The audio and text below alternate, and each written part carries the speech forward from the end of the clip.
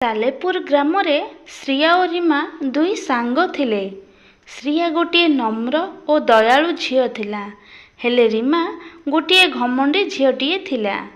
ସେ ଦୁହେଁ ନଈ କୂଳରେ ରହୁଥିଲେ। ଶ୍ରିୟା ଓ ରୀମା ଗୋଟିଏ ଘରେ ବିବାହ କରିଥିଲେ। ସେମାନଙ୍କ ପରିବାରରେ ଶାଶୁ ଶ୍ୱଶୁର, ଦୁହେଁ ଭାଇ ହେମନ୍ତ ସୁମନ୍ତ ଥିଲେ। ଦୁହେଁ ଭାଇ କୃଷକ ମଧ୍ୟ ଥିଲେ। ସେ ନିଜ ଜମିରେ ନିଜର ଚାଷ କରୁଥିଲେ ଓ ଯାହା ବି ଅମଳ ହେଉଥାଏ ତାହା ନିଜର ପରିବାରର ପୋଷଣ ପାଇଁ ରଖୁଥିଲେ ଓ ହାଟକୁ ନେଇ ବିକ୍ରି କରୁଥିଲେ। ହେଲେ ରୀମା ପ୍ରତ୍ୟେକ ଦିନ ରୋଷେଇ ପାଇଁ ଶ୍ରିୟା ସହିତ ଝଗଡ଼ା କରୁଥାଏ। ଗୋଟିଏ ଦିନର କଥା, ଶ୍ରିୟାର ଶାଶୁ ଦେଖେ ଯେ ରୀମା କିଛି କାମ କରେ ନାହିଁ। ଶ୍ରିୟାକୁ ଖାଲି ହୁକୁମ ଦିଏ ଓ ଶ୍ରିୟା ସହିତ ଝଗଡ଼ା କରୁଥାଏ। ତାର ଶାଶୁ ଭାବିଲା ଯେ ରୀମାକୁ ଉଚିତ ଶିକ୍ଷା ଦେବାକୁ ପଡ଼ିବ।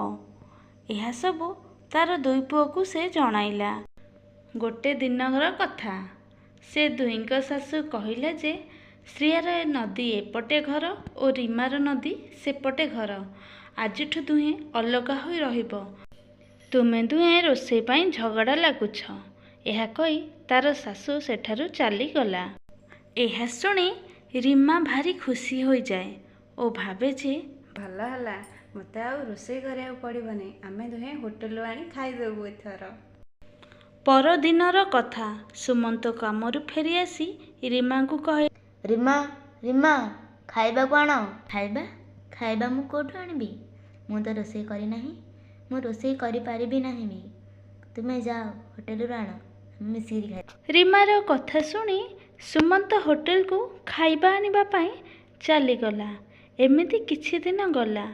ଧୀରେ ଧୀରେ ସୁମନ୍ତର ସବୁ ଅର୍ଜିତ ଧନ ଆସ୍ତେ ଆସ୍ତେ ସବୁ ସରିବାକୁ ଲାଗିଲା। ସୁମନ୍ତ ଓ ରୀମା ଖାଇବାକୁ ନେଇ ସବୁଦିନେ ଝଗଡ଼ା ଲାଗନ୍ତି। ଏକଥା ଶ୍ରିୟା ଜାଣିଲା। ତାର ସ୍ୱାମୀ ହେମନ୍ତକୁ ସବୁ କଥା ଜଣାଇଲା। ସେ ଦୁହେଁ ରୀମା ଘରକୁ ଗଲେ। ତମେ ଇଆଡ଼େ କୁଆଡ଼େ ଆସିଛ? ତାପରେ ଶ୍ରିୟା କହେ, ଆରେ ତମେ ପରା କିଛି ଦିନ ହେଲା ଖାଇନ, ନିଅ ତମ ପାଇଁ ମୁଁ ଖାଇବା ନେଇକି ଆସିଛି ଓ କିଛି ଟଙ୍କା ନିଅ। ଏହା ଦେଖି ରୀମା ନିଜର ଭୁଲ ବୁଝିପାରିଲା। ଶ୍ରିୟା ଓ ତା ଶାଶୁକୁ ସେ ଭୁଲ ମାଗିଲା ଓ ରୀମା କହିଲା, ସବୁ ଭୁଲ ମୋର, ମୋତେ କ୍ଷମା କରିଦିଅ ଅପା। ମୁଁ ଆଜି ମୋର ଭୁଲ ବୁଝିପାରିଲି। ମାନେ ପୁଣି ଥରେ ମିଳିମିଶିକି ଏକାଠି ରହିଲେ।